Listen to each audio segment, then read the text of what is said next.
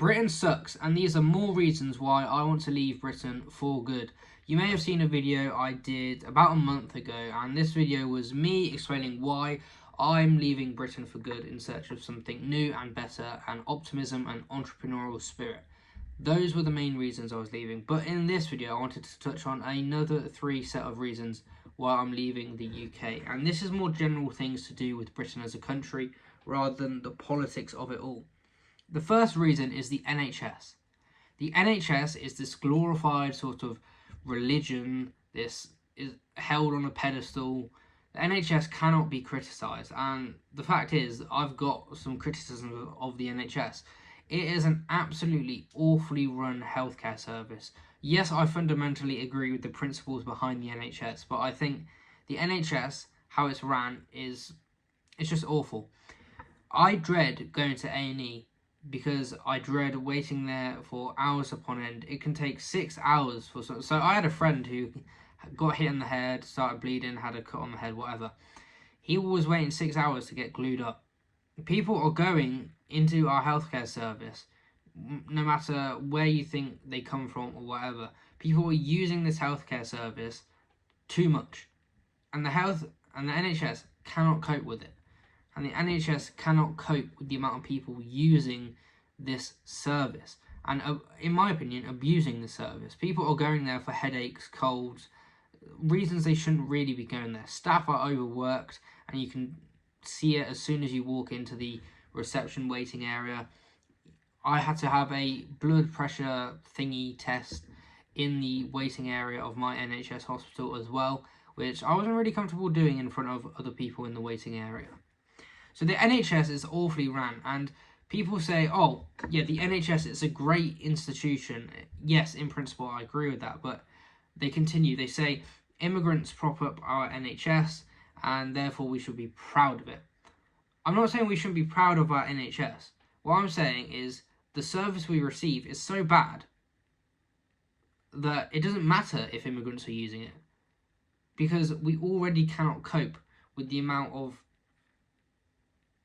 usage that the NHS gets. So I wanted to move on to a second thing, and this point is the Deliveroo economy. So we have a lot of people on bikes, e-bikes, all in black. They're very dangerous because, not them as people, but them driving around in all black with no lights on, with these fast e-bikes that are not regulated like cars, you're not in control of them like a normal vehicle. And so people are getting hit, people are getting into crashes, people are being involved in road traffic accidents a lot more commonly. People are using these e-bikes to basically commit crimes as well. Deliveroo is, as well as this, being used to facilitate the drug trade.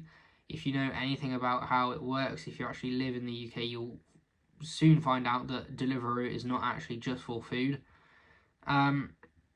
But we have this Deliveroo economy. We have a lot of workers coming over here that are just working in Deliveroo. It's making people lazy, they're not going outside as much, and I think it's contributing to the overall depression that we are seeing in this country. Because let's take it 10 years ago.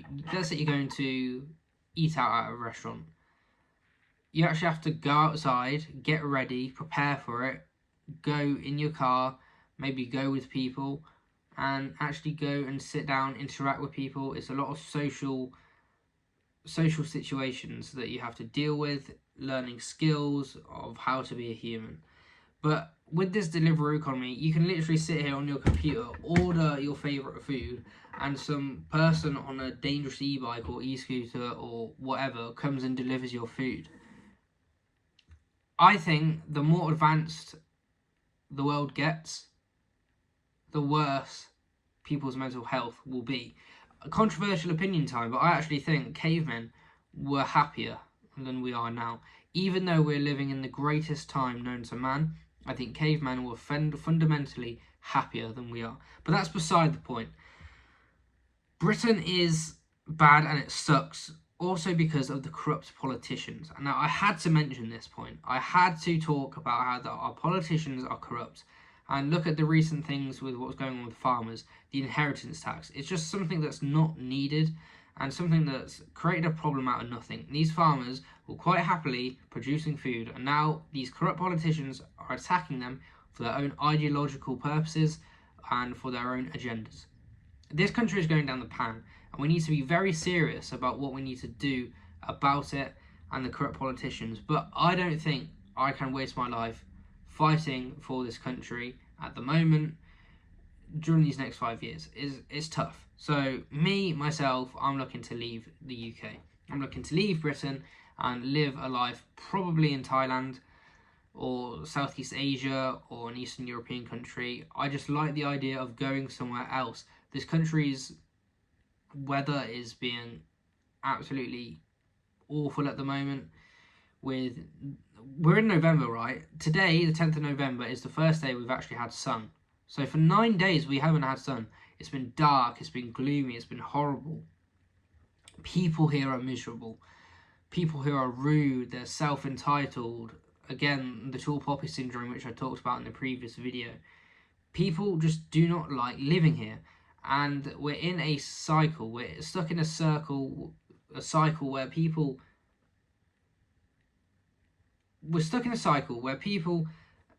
analyse the situation. They say, look, we've got a problem with Britain, this country is bad.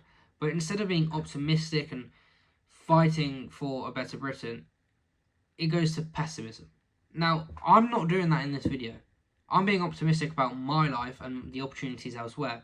But a lot of people say, oh, we need to be pessimistic about Britain. Britain's destroyed, it's awful, Britain's on the brink of destruction, it's a third world country. But the fact is that people look at opportunities that are presented to them and still ignore them. It's the tall poppy syndrome. It's like the online economy, the digital economy is a gold rush.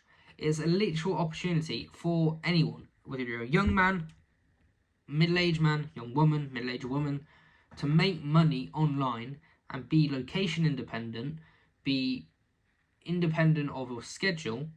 But also with being location independent, you can work from the UK. You can go into the countryside, out of the cities in Britain. You can do that. Something that I personally don't want to do, because I want to move country and experience the world and travel more. But this small island mentality is really what's bringing Britain down. So these were more reasons why I'm leaving the UK. Britain absolutely sucks. And at the moment, I'm doing copywriting online. That's my online digital skill that I've been learning. And it is looking very good. I've got a call next week with someone who's interested in my services. So if you're interested in kind of making money online, that's what I wanted to make this channel about. I'm going to try and avoid the politics, the day-to-day politics of everything, even though I am interested in it. But I'm going to push towards men's self-improvement and men's self-development. So if that's something you're interested in, make sure you stick around. And I'll see you in the next video.